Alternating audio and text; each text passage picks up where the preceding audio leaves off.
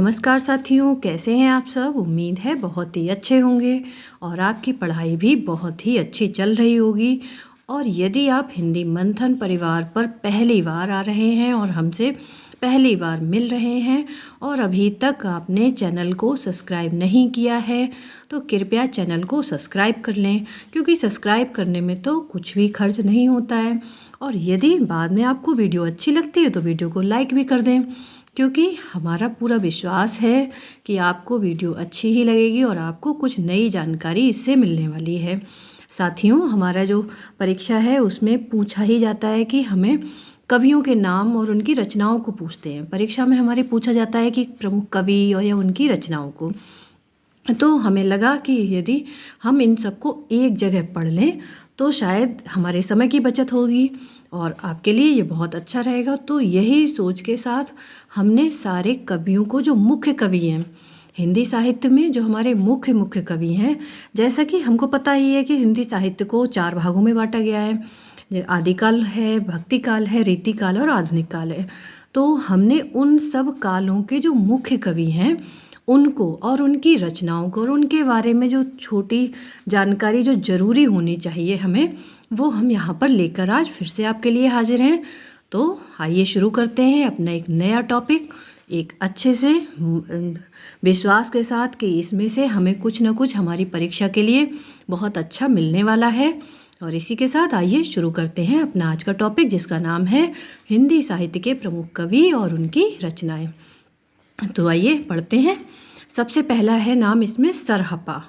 सरहपा ये कौन थे, देखिए इनके बारे में क्या क्या लिखा है। सरहपा, इनका समय है 8वीं शताब्दी और इनका जन्म स्थान के बारे में इनके विवाद है। विवाद क्या है कि कुछ विद्वान तो मानते हैं कि सरहपा जो थे वो उड़ीसा के थे और कुछ मानते हैं कि ये नालंदा के थे, क्योंकि इनका कर्म क्षेत्र जो रहा वो नालंदा रहा। इसीलिए कुछ विद्वानों का ये मानना रहा कि ये नालंदा के ही निवासी थे, इनका जन्म स्थान जो था वो नालंदा रहा है। और इन्होंने एक बहुत ही प्रमुख अपनी जो रचना है वो थी इनकी दोहा कोश। दोहा कोश अक्सर पूछ लेता है परीक्षाओं में कि दोहा कोश किसकी रचना है, तो ये सरहपा की रचना है और इनके बारे में थोड़ी सी जानकारी भी है। देखिए क्या है कि ये हिंदी के प्रथम कवि, शायद आपको पता हो, और यदि पता है तो बहुत अच्छी बात है, मतलब आपकी तैयारी बहुत अच्छी है। और यदि नहीं पता है तो आज के बाद बहुत अच्छी तैयारी होने वाली है आपकी। तो दोहा कोश इन्होंने लिखी और ये हिंदी के प्रथम कवि हैं। आपको साथ में याद भी हो जाना चाहिए, इस तरह से हम इसको आज पढ़ने वाले हैं। इन्होंने क्या किया था कि बौद्ध धर्म की वज्रयान, जैसा कि हम लोग जानते ही हैं कि जो गौतम बुद्ध जो थे उन्होंने बौद्ध धर्म को प्रसारित किया था। तो बौद्ध धर्म उनके बाद में 2 हमारे क्या बट गया था, शाखाओं में बट गया था, हीनयान, महायान, और या फिर कहें वज्रयान और वज्रयान। तो वज्रयान जो शाखा थी इसी को सहजयान शाखा भी कहा गया। इसी सहजयान और वज्रयान शाखा के प्रवर्तक कौन थे, वो सरहपा थे। और सबसे मुख्य इनका हम जानेंगे इनके बारे में कि ये जो थे हिंदी के प्रथम कवि माने जाते हैं। हालांकि कुछ विद्वानों का ये बहुत मतभेद, हर बात पे इन लोगों का मतभेद रहा। कुछ विद्वानों ने किसी और को भी माना। आगे आने वाली वीडियो में हम ये भी पढ़ने वाले हैं कि किस विद्वान ने किसको हिंदी का पहला कवि माना। लेकिन जो क्या हुआ कि बहुत सारे विद्वानों का ये मत रहा, मतलब अधिकांश विद्वानों का ये मत था कि सरहपा ही हिंदी के पहले कवि माने गए हैं। तो इनके बारे में ये हमें ध्यान रखना है कि हिंदी के पहले कवि, दोहा कोश के रचनाकार और बौद्ध धर्म की वज्रयान व सहजयान शाखा के प्रवर्तक। अब आते हैं हमारे अमीर खुसरो जी। अमीर खुसरो लगभग सब वाकिफ हैं इनसे। ये कौन थे, इनका वास्तविक नाम अबुल हसन था। अमीर खुसरो का वास्तविक नाम था अबुल हसन। और इनका समय क्या रहा, इनका समय रहा 1253 से 1325। 1253 से 1325, मतलब 1253 में इनका जन्म हुआ और 1325 में इनकी मृत्यु हो गई। इनका जन्म स्थान कहाँ है, इनका जन्म स्थान है एटा जिले के पटियाली कस्बे में। कहाँ पर है, एटा जिले के पटियाली कस्बे में। बहुत ही अच्छी जगह है। कभी आपका अगर कुछ ऐसा हो, आना जाना हो वहाँ पास में ही, तो आप जाइए, देखिए, बहुत ही अच्छी जगह है। तो यहाँ पर क्या हुआ था, इनका जन्म हुआ था। और इनके गुरु कौन थे? निजामुद्दीन औलिया। निजामुद्दीन औलिया कौन थे? इनके गुरु थे। अब इनकी रचनाएं क्या हैं? इनकी रचनाएं थी खलिकवारी, हालाते कन्हैया। अब क्योंकि नाम से ही इसमें पता चल रहा है, कन्हैया नाम आ रहा है, तो ये कैसी थी? ये एक भक्ति परक रचना थी। कैसी रचना थी? भक्ति परक। नजरानाए हिंदी। तो ये इनकी रचनाएं हो गई। अब इनके बारे में विशेष क्या है कि ये क्या थे? ये थे एक सूफी गायक, संगीतज्ञ और पहेलियों और मुकरियों के लिए प्रसिद्ध। क्या थे ये? पहेलियाँ और इन मुकरियाँ। पहेलियाँ इनकी आज तक जो आम जनता में प्रचलित हैं, हम आज भी उनका प्रयोग करते हैं। तो ये कौन थे? इन्हीं के लिए प्रसिद्ध थे। और क्या था कि इनको तूतीय हिंद की उपाधि, तूतीय हिंद मतलब भारत का तोता या हिंद का तोता, इसकी उपाधि इन्हें दी गई थी। और सबसे मेन पॉइंट कि ये खड़ी बोली के प्रथम कवि थे। कौन थे? खड़ी बोली के प्रथम कवि। तो अब देखिए कितने सारे प्रश्न हमारे यहाँ पर तैयार हो गए कि यदि हमसे पूछा जाता है खड़ी बोली के प्रथम कवि, तो अमीर खुसरो। तूतीय हिंद की उपाधि किसे मिली हुई थी? अमीर खुसरो को। और पहेलियों और मुकरियों के लिए, इनकी पहेलियाँ तो बहुत आज भी हमारे समाज में बहुत ज़्यादा प्रचलित है, उस समय से ही प्रचलित है। और काफ़ी सारे सिलेबस में, बड़े बड़े सिलेबसों में, BA MA के सिलेबस में भी इनकी पहेलियाँ और मुकरियाँ पूछी जाती हैं और लगी हुई हैं। तो एक बहुत ही बड़ी शख्सियत के मालिक अमीर खुसरो साहब, जो कि बहुत ही ज़्यादा अलग किस्म के व्यक्तित्व के मालिक थे। अब आगे कौन है देखते हैं। अब आते हैं हमारे चंदवरदाई जी। चंदवरदाई लगभग सब लोग वाकिफ इनसे कि कौन थे, हम लोग जानते ही हैं, बहुत छोटे से सुनते आए हैं कि चंदवरदाई जी पृथ्वीराज चौहान के मित्र थे।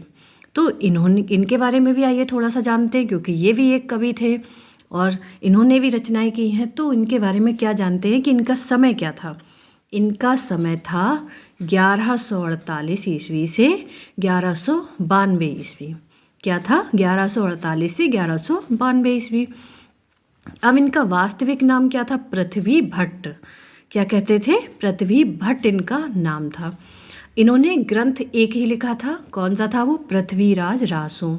इनका एकमात्र ग्रंथ है पृथ्वीराज रासों, और उसी से ये इतने प्रसिद्ध हो गए कि आज तक हम इनको पढ़ते हैं। तो इनके ग्रंथ का नाम पृथ्वीराज रासों।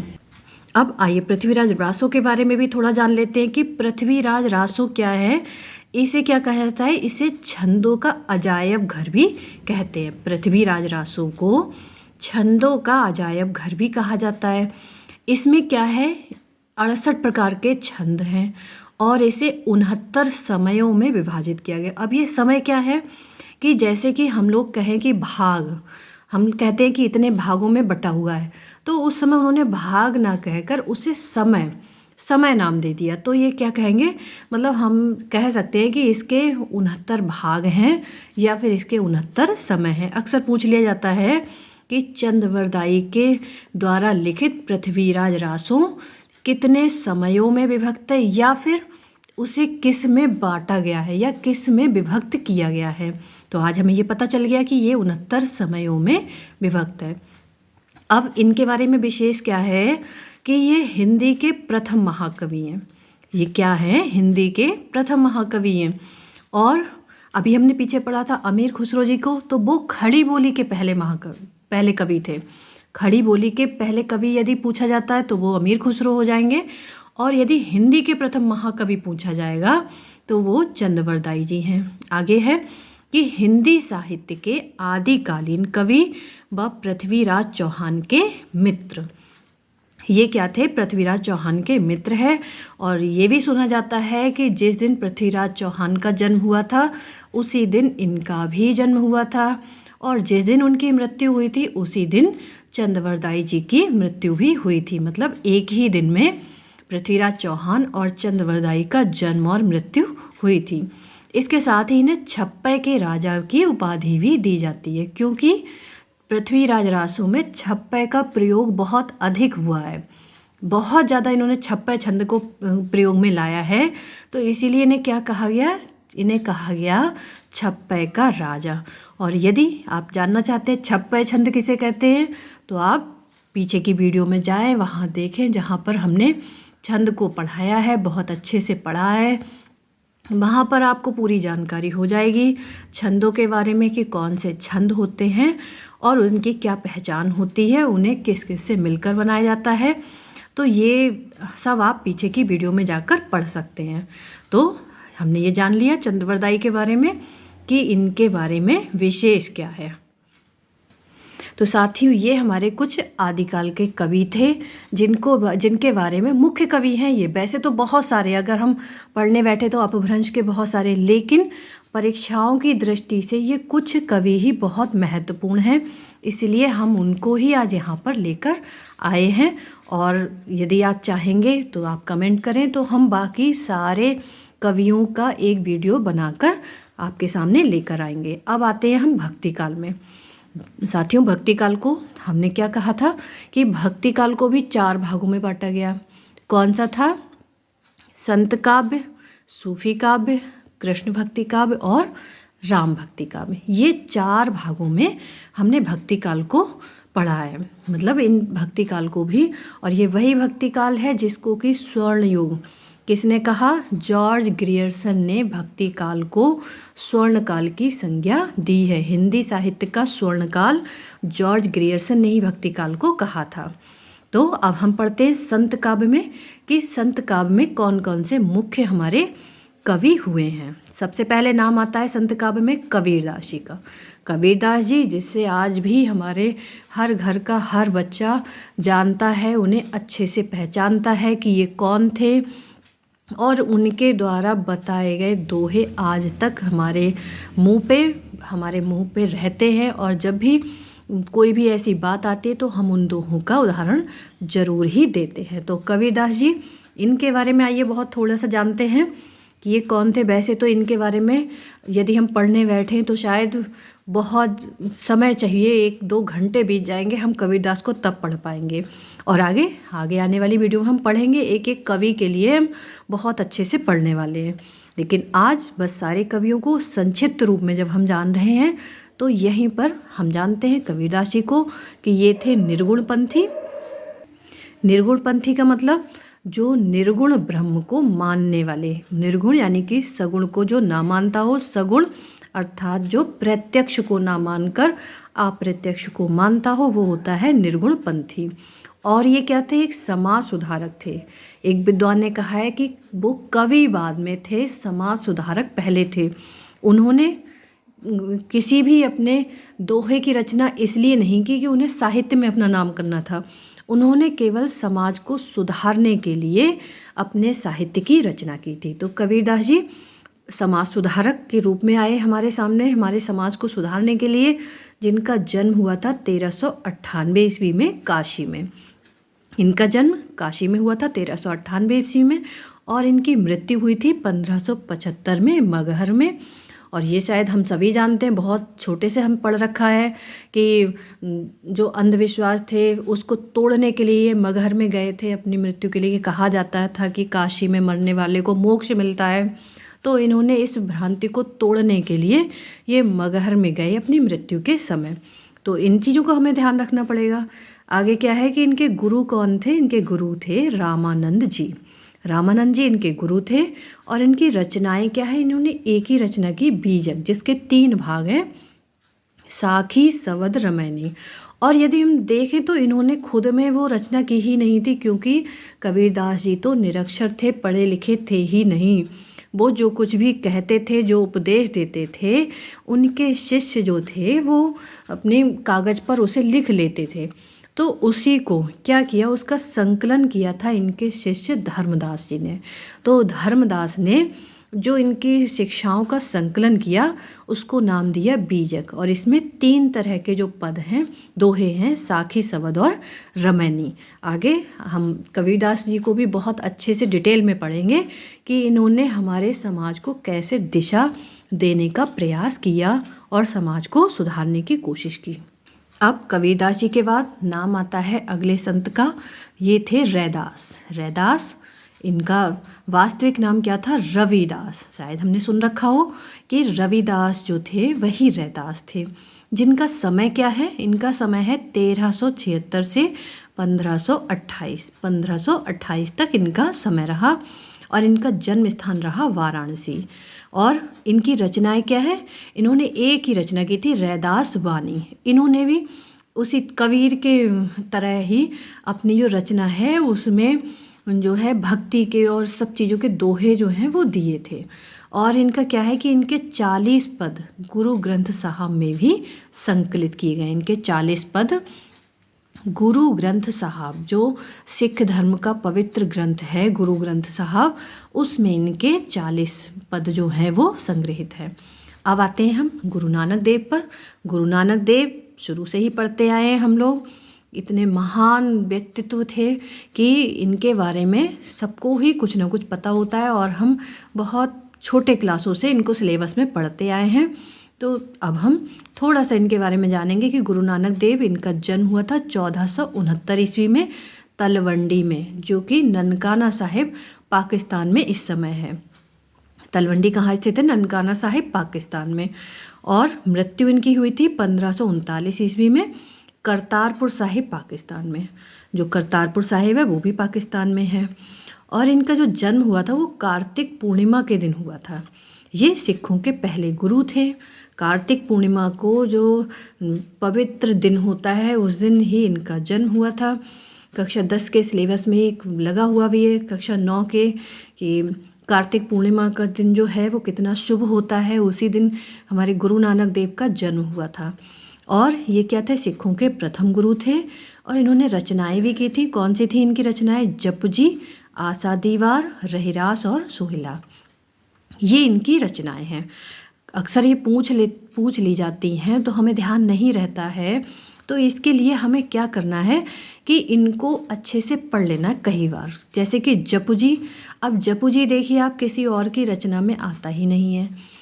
इनको सुनकर ही लग रहा है कि ये पंजाबी भाषा की हैं।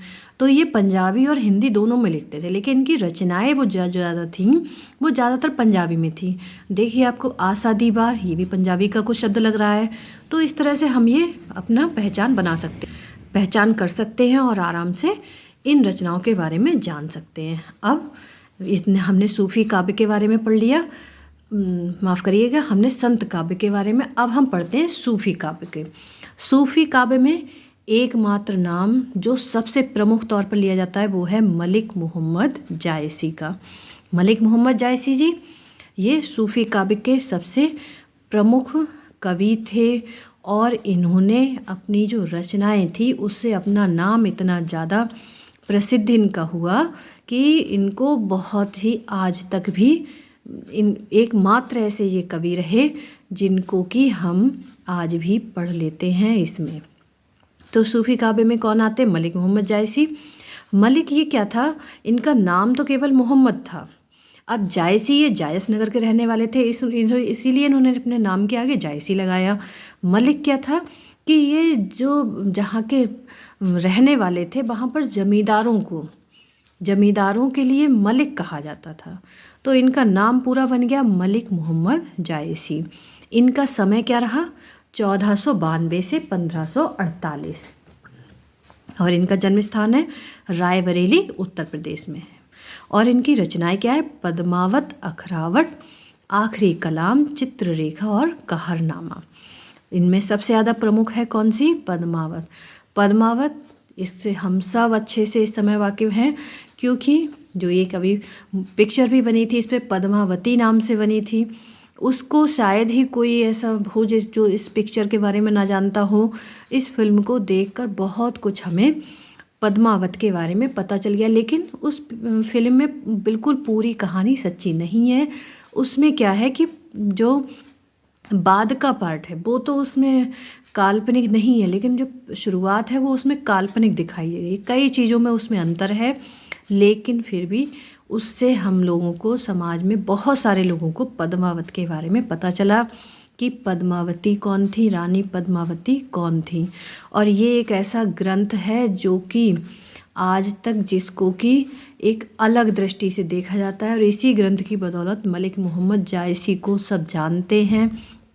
और इस ग्रंथ में कुछ ऐसा वर्णन किया गया है जो शायद ही किसी और सूफ़ी काव्य में किया गया। तो और इनकी एक विशेषता ये रही कि मुस्लिम धर्म के होते हुए भी इन्होंने ज़्यादातर रचनाएं जो हैं अपनी वो कैसे की थी, हिंदू राजा रानियों पर लिखी, और जो कि उस समय चलन में तो थी, लेकिन इनका एक अलग ही स्थान इस पद्मावत की बदौलत आज भी बना हुआ है।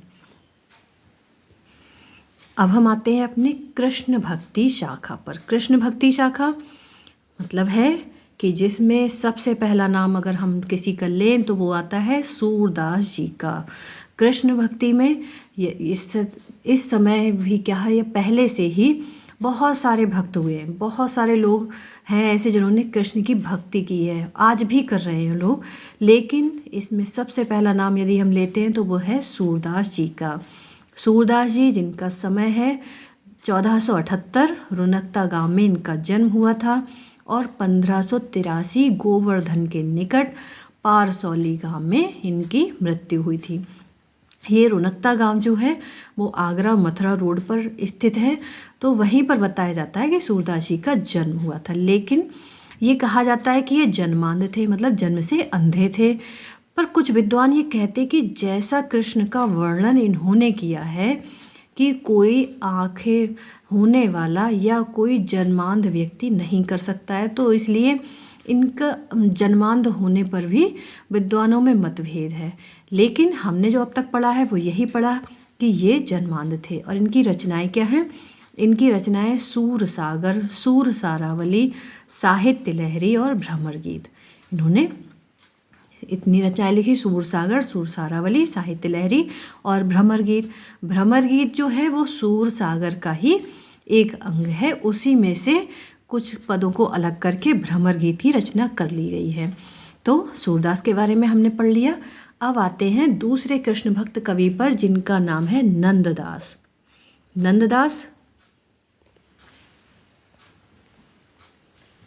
नंददास कौन थे? तो नंददास का समय है 1533 ईस्वी से 1583 ईस्वी। इनका समय 1533 ईस्वी से 1583 ईस्वी और इनका जन्म स्थान है गांव रामपुर। ये रामपुर गांव के निवासी थे और कहा जाता है कि ये तुलसीदास जी के चचेरे भाई थे। इसीलिए इनको ये माना जाता है कि तुलसीदास जी और ये चचेरे भाई होने के कारण इनमें बहुत कुछ समानताएं थीं। उसके लिए भी विद्वानों में अलग अलग मतभेद हैं, कोई मानता है कोई नहीं मानता है। तो ज़्यादातर लोगों का मत था कि ये तुलसीदास जी के चचेरे भाई थे। इन्होंने क्या रचनाएं की? इन्होंने बहुत सारी रचनाएं की थी, जिसमें सबसे मुख्य है इनकी रास पंचाध्यायी। रास पंचाध्यायी इनकी सबसे मुख्य रचना, अक्सर परीक्षाओं में पूछी जाती है रास पंचाध्यायी। ये बहुत पूछता है कि रास पंचाध्यायी किसकी रचना है। और एक है सिद्धांत पंचाध्यायी और भंवर गीत, इनकी रचना क्या है? भंवर गीत। और ये कैसा है? प्रबंध काव्य है। इन भ्रमर गीतों को हमें बहुत ध्यान से पढ़ना और समझना है। देखिए सूरदास ने जो लिखी थी वो भ्रमर गीत थी और नंददास की क्या है? वो भंवर गीत है। तो इन सब में बहुत थोड़ा सा अंतर है और हमें कंफ्यूज करने के लिए ये परीक्षाओं में पूछ लेते हैं कि भ्रमर गीत किसकी रचना है। अब हमें तो याद है भ्रमर गीत सूरदास जी की रचना है, लेकिन वहाँ पर आ गया भंवर गीत, तो भंवर गीत तो नंददास जी की है। तो हमें ये बहुत अच्छे से ध्यान ही रखना है कि भंवर गीत किसकी है और भ्रमर गीत किसकी है। और आगे नरोत्तम दास जी की भी एक रचना है। तो इन सबको हमें बहुत अच्छे से ध्यान रखना पड़ेगा। अब आती हैं हमारी मीराबाई जी। मीराबाई हर बच्चा तक इनके नाम को जानता है कि ये कौन थी। और इनका समय था 1498 ईस्वी में इनका जन्म हुआ था मेड़ता राजस्थान में। कहाँ हुआ था? मेड़ता राजस्थान में।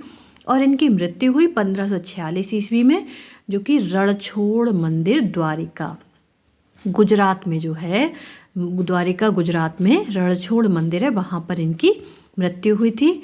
और इनकी रचनाएं क्या हैं? इनकी रचनाएं नरसी जी का मायरा, गीत गोविंद की टीका, राग सोठा के पद और राग गोविंद। तो इनकी रचनाओं के बारे में भी हमने जान लिया।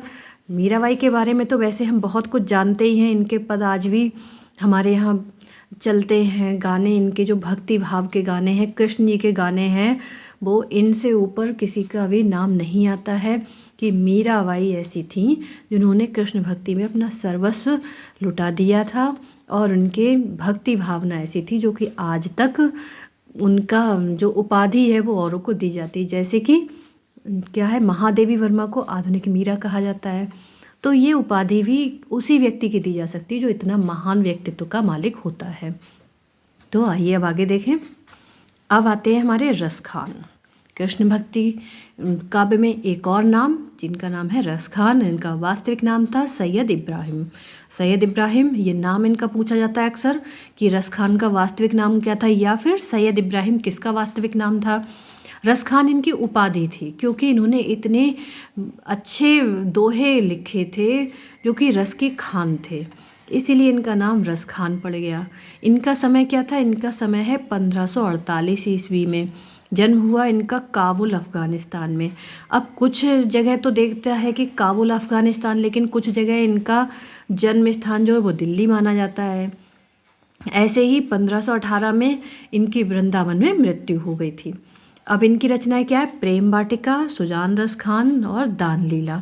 इनको भी ध्यान रखना है क्योंकि रसखान की पूछी जाती हैं अक्सर कि दान लीला किसकी रचना है या फिर प्रेम वाटिका। क्योंकि सुजान रसखान में तो इनका नाम ही आ रहा है तो ये कम पूछता है, पूछी जाती है केवल क्या, प्रेम वाटिका और दान लीला।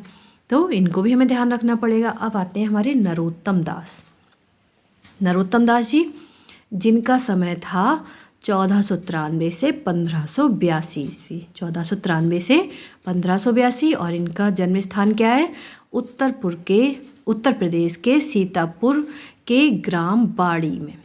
और इनकी रचनाएं क्या है, एक सुदामा चरित्र, ध्रुव चरित्र और विचारमाला। लेकिन पूछी जाती है क्या, सुदामा चरित्र।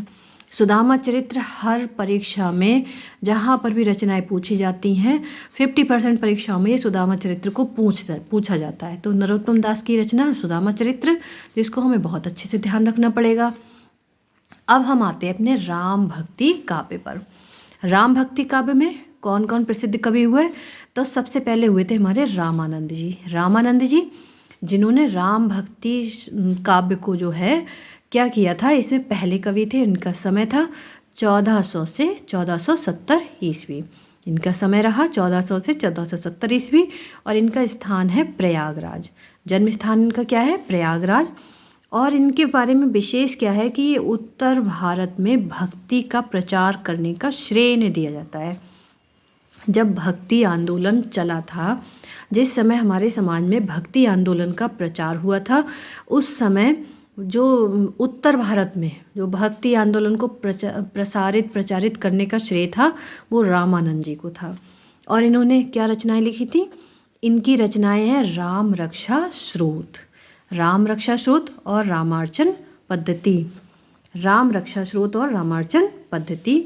और इन्होंने क्या लिखी है, हनुमान जी की आरती, जो आज हमारे घर घर में गाई जाती है। हनुमान जी की आरती वो किसकी है, रामानंद जी की ही है। और क्या है इनके बारे में विशेष कि इन्होंने रामावत संप्रदाय की स्थापना भी की थी। क्या की थी, रामावत संप्रदाय की इन्होंने स्थापना की थी। अगले हमारे राम भक्ति काव्य के कवि कौन हैं, तो वो हैं हमारे तुलसीदास जी। तुलसीदास जी जिनका नाम आज भी साहित्य के क्षेत्र में अमर है, और इनकी एकमात्र रचना ने इनको इतना प्रसिद्ध कर दिया कि बाकी रचनाओं के बारे में कोई जाने ना जाने, तुलसीदास जी की रामचरितमानस को तो हर व्यक्ति जानता ही है। तो तुलसीदास जी का समय क्या रहा, 1511 ईस्वी, और इनका जन्म हुआ था सोरो सूकर क्षेत्र कासगंज में। लेकिन कुछ विद्वान इनका जन्म राजापुर भी मानते हैं, राजापुर उत्तर प्रदेश को मानते हैं। और इनकी मृत्यु हुई थी 1623 ईस्वी में वाराणसी उत्तर प्रदेश में। इनके बचपन का नाम था रामबोला। अब ये रामबोला नाम इनका क्यों पड़ा, क्योंकि ये कहा जाता है कि इनका जन्म जैसे ही हुआ था इनके मुंह से राम शब्द निकला था, तो इसीलिए इनका नाम क्या पड़ गया, रामबोला। और इन्होंने रचनाएं जो की हैं, रचनाएं इनकी बहुत सारी हैं। और उनमें सबसे ज़्यादा प्रसिद्ध रामचरितमानस, जो आज हमारे समाज में घर घर में पूजित है, जिनका पूजन किया जाता है। इतनी श्रद्धा और भक्ति भाव से इस रचना को लोग देखते हैं कि इसे हमारे ईश्वर की एक प्रतीक के रूप में हम इसकी पूजा करते हैं। अगली इनकी रचनाएं क्या थी? गीतावली, कवितावली, विनय पत्रिका। विनय पत्रिका जो है, इन्होंने क्या किया था कि राम जी को एक पत्रिका लिखी थी। क्या लिखी थी? पत्र लिखा था, तो उसके लिए उन्होंने विनय पत्रिका नाम लिया। हनुमान बाहुक, एक बार इनको जो हाथ में बहुत ही पीड़ा होने लगी तो इन्होंने हनुमान जी की स्तुति की, हनुमान बाहुक लिखकर। इसी तरह से इनकी और छोटी छोटी रचनाएं, उनका नाम है जानकी मंगल, पार्वती मंगल, वैराग्य संदीपन।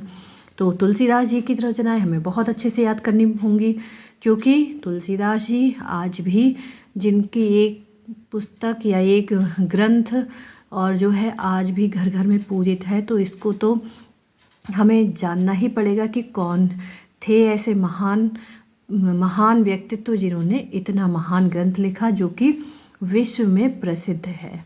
और इस समय तो समय ही हमारा अलग है। रामचरितमानस का जन जन में एक अलग ही स्थान बना हुआ है। तो ये तो थे हमारे राम भक्ति काव्य के कुछ कवि और कृष्ण भक्ति काव्य के कुछ कवि। साथियों, हमने लगभग जो मुख्य कवि थे राम भक्ति शाखा के, सूफी और जो भक्ति काल के थे, आदि काल के थे, उनको लगभग पढ़ लिया यहाँ पर, जो मुख्य थे। अब इसके आगे अब हम कुछ और पढ़ेंगे अगले वीडियो में। अपने आगे के जो रीतिकाल के हमारे मुख्य कवि हैं उनके बारे में जानेंगे कि रीतिकाल में कौन कौन से कवि थे और उन्होंने क्या क्या रचनाएं अपनी की थीं। उसके बाद में हम आधुनिक काल के बारे में जानेंगे कि आधुनिक काल में कौन कौन से कवि थे।